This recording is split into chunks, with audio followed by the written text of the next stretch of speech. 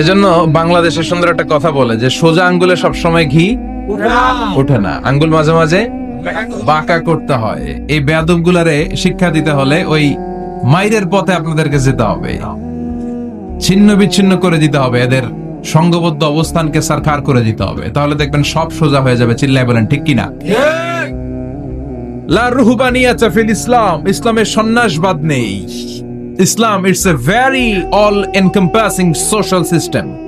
এটা হচ্ছে একটা ব্যালেন্স রিলিজিয়নের নাম। মন গড়া কিছু করলেই আল্লাহর দরবারে সেটা কবুল হবে। এক সাহাবী ঘোষণা দিল, সারা রাত তাহাজ্জুদ পড়ব, রাত্রে আমি ঘুমাবো না।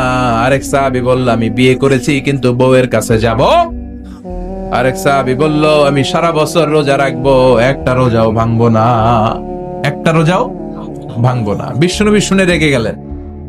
বিশ্বনবী বললেন, কারা কারা এই ঘোষণা দিয়েছো যে সারা বছর রোজা রাখবা? সারা বছর রোজা রাখার সিস্টেম ইসলামে নাই। এটাকে আরবিতে বলে সাওমে ভেসাল। কি বলে? সারা বছর রোজা রাখলে কোনো সওয়াব হবে? কথা কন, হবে? কোনো সওয়াব হবে না। সারা রাত তাহাজ্জুদ পড়লে সওয়াব হবে? কোনো সওয়াবই নেই। আপনাকে ঘুমাতে হবে, আবার তাহাজ্জুদও পড়তে হবে, আবার ঘুমাতে হবে, আবার ফজরের নামাজে প্রথম কাতারে থাকতে হবে। চিল্লায় বলেন ঠিক কিনা?